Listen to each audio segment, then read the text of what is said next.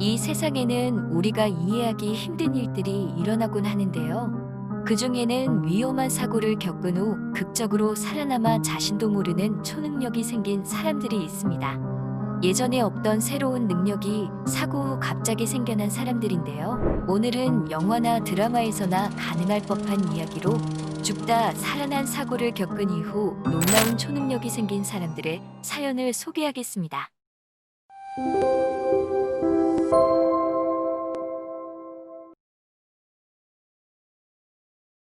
데릭 아마토는 2006년 수영장에서 다이빙하다 머리가 바닥에 부딪히는 사고를 당하여 병원으로 이송되는데요. 머리를 심하게 다친 그는 사고 후 심각한 뇌진탕과 청력 손실 등 부분적 기억 장애까지 앓게 되었습니다.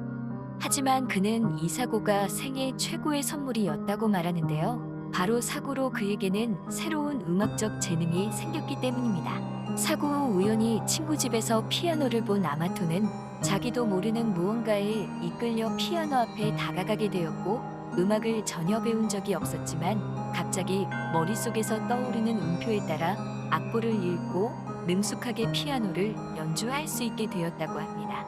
아마토는 눈을 감으면 머릿속에 저절로 음표들이 떠오르며 손가락은 본능적으로 흑백 사각형의 피아노 건반을 따라 움직인다고 설명하였습니다.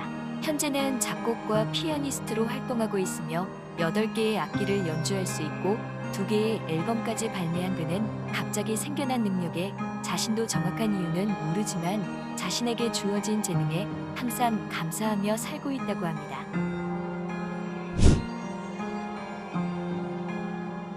2002년 가구 판매원이었던 제이슨 페젯은 술집에서 강도의 습격을 받아 머리를 심하게 다치게 되는데요. 머리가 타격받는 그 순간 그는 강렬한 성광과 같은 빛을 보고 바닥에 쓰러졌다고 합니다. 당시 뇌진탕을 심하게 겪었던 그는 중추신경 이상으로 시야가 왜곡돼 보이는 장애를 가지게 됩니다. 하지만 이 사고로 그는 모든 사물이 기하학적으로 보이는 수학적 재능을 얻게 되었는데요. 모든 순간이 선으로 연결돼 실시간으로 움직이는 것처럼 보이게 된 것이었습니다. 고등학교를 중퇴한 그는 자신에게 보이는 것들이 수학방 정식의 기하학적 표현이라는 것을 알게 되기까지는 많은 시간이 걸렸지만 그의 능력을 높이 산 물리학자가 정식 교육을 권하면서 그는 가구 판매 일을 그만두고 현재는 대학으로 들어가 본격적으로 수학 연구를 시작했다고 합니다.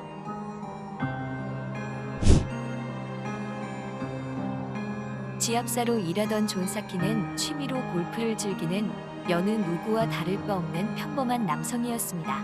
하지만 지난 1988년 죽음의 그림자가 그를 찾아왔는데요. 골프를 하던 중 갑자기 뇌출혈을 일으켜 병원에 실려가게 되었습니다.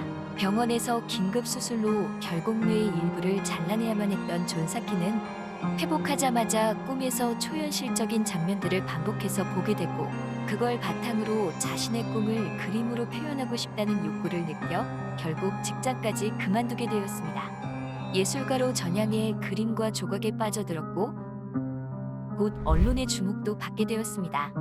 사고가 난 지 30년이 지난 지금도 그는 그림과 조각 활동을 하고 있고 그의 수많은 작품은 전 세계 갤러리에 전시되고 있다고 합니다.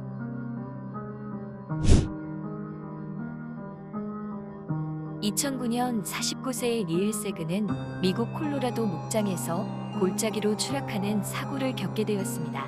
사고로 그녀는 머리와 척추를 심하게 다쳤고 병원에서는 평생 휠체어 생활을 해야 할지도 모른다고 하였지만 다행히 재활치료로 척추는 완치되었습니다.